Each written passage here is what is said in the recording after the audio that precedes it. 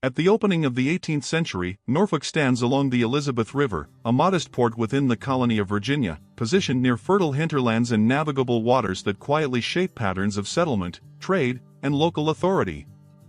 Its geographic placement provides access to the Chesapeake Bay and Atlantic routes, allowing vessels to move tobacco and imported goods with relative efficiency, while surrounding lowlands and creeks enable small plantations and warehouses to connect with the port.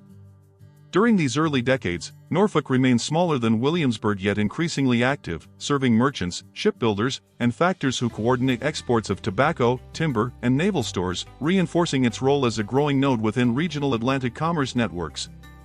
Enslaved Africans and indentured servants labor across surrounding plantations and urban workshops, forming the essential workforce that sustains production and port activity, while social hierarchies harden between planters, merchants, artisans, and laborers in the town's evolving local structure.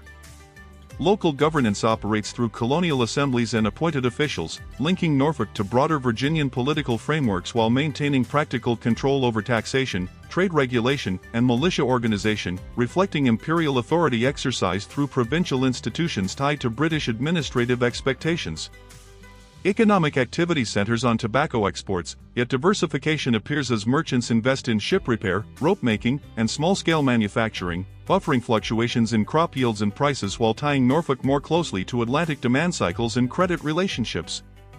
As trade expands, warehouses and wharves line the waterfront, where goods are inspected, taxed, and prepared for export, creating a physical environment defined by commercial purpose and maritime function rather than ornamental design or centralized urban planning.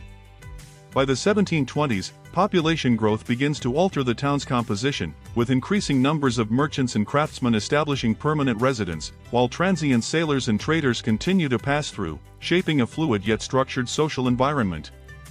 Religious life centers on Anglican institutions, which reinforce social order and colonial identity, while dissenting groups remain present but less influential, reflecting broader patterns of religious hierarchy embedded within Virginia's established church and political authority.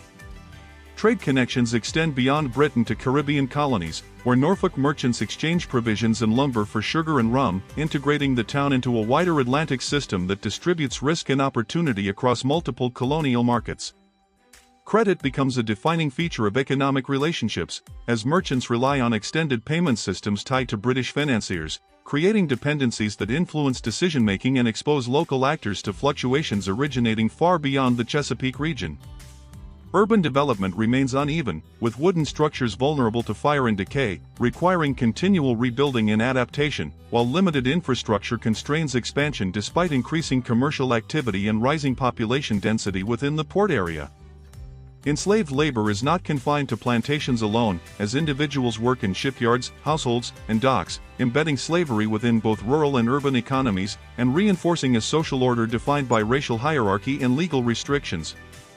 By mid-century, Norfolk's merchants accumulate wealth and influence, gradually asserting greater control over local affairs, while tensions emerge between economic ambition and regulatory oversight imposed by colonial authorities aligned with British interests. Militia organization reflects both defensive necessity and social structure, with freemen required to participate, reinforcing communal obligations while maintaining readiness against potential threats, including maritime conflict and internal unrest. Shipping activity increases in scale and frequency, with larger vessels entering the harbor, necessitating improvements in navigation and docking, while also raising concerns about congestion, safety, and the town's capacity to manage growing maritime demands.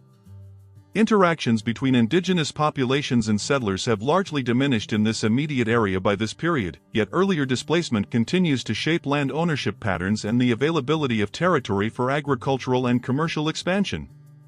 Economic inequality becomes more visible as wealth concentrates among merchants and planters, while laborers and the enslaved population experience limited mobility, reinforcing divisions that structure daily life and opportunities within the town.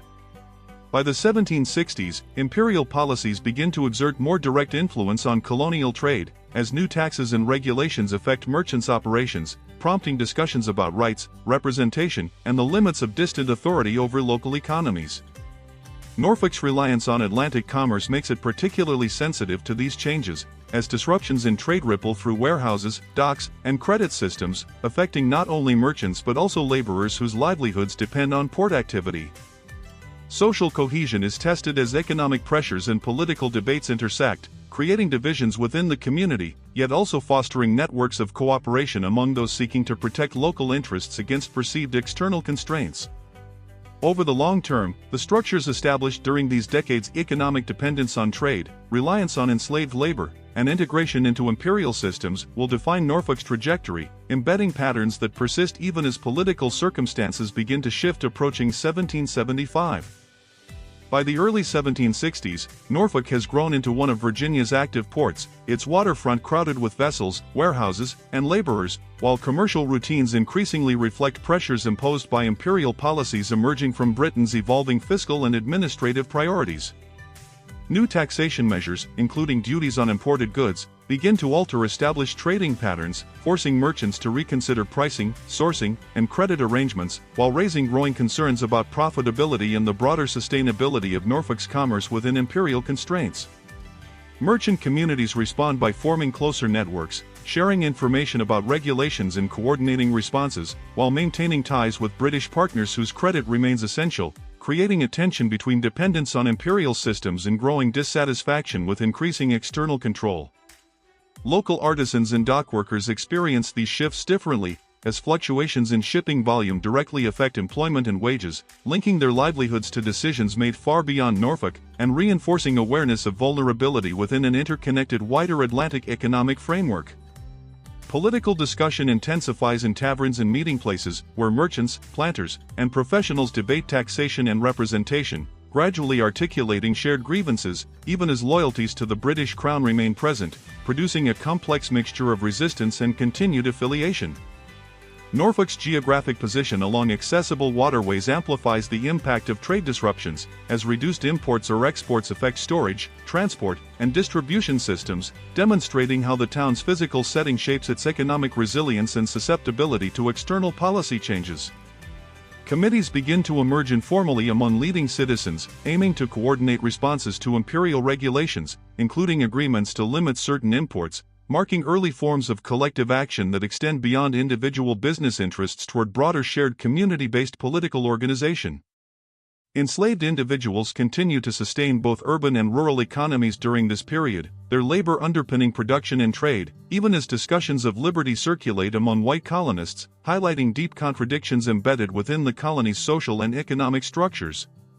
Printed materials and correspondence spread ideas between Norfolk and other colonial centers, allowing arguments about rights and governance to circulate more rapidly, fostering a shared discourse that connects local concerns with broader colonial debates unfolding across British North America. By the late 1760s, resistance begins to take structured forms, as agreements to boycott certain goods are discussed and occasionally implemented, reflecting increasing willingness among Norfolk's commercial class to accept short-term losses in pursuit of perceived long-term political objectives. These developments produce social consequences within the town, as local divisions emerge between those advocating compliance with imperial authority and those supporting resistance, affecting business partnerships, personal relationships, and community cohesion in ways that extend beyond purely economic considerations. Colonial officials attempt to enforce regulations and maintain order, balancing directives from Britain with realities on the ground, yet their authority becomes increasingly contested as local actors question the legitimacy of policies perceived as disconnected from colonial economic conditions. Norfolk's port remains central to these tensions, as ships carry not only goods but also news, letters, and political ideas, making the harbor a point of exchange where economic activity and political awareness increasingly intersect and reinforce one another. Women within households and businesses contribute to adaptation strategies, managing accounts, adjusting consumption patterns, and supporting boycotts, demonstrating their role within the economic and social adjustments taking place, even as formal political participation remains limited by prevailing legal structures.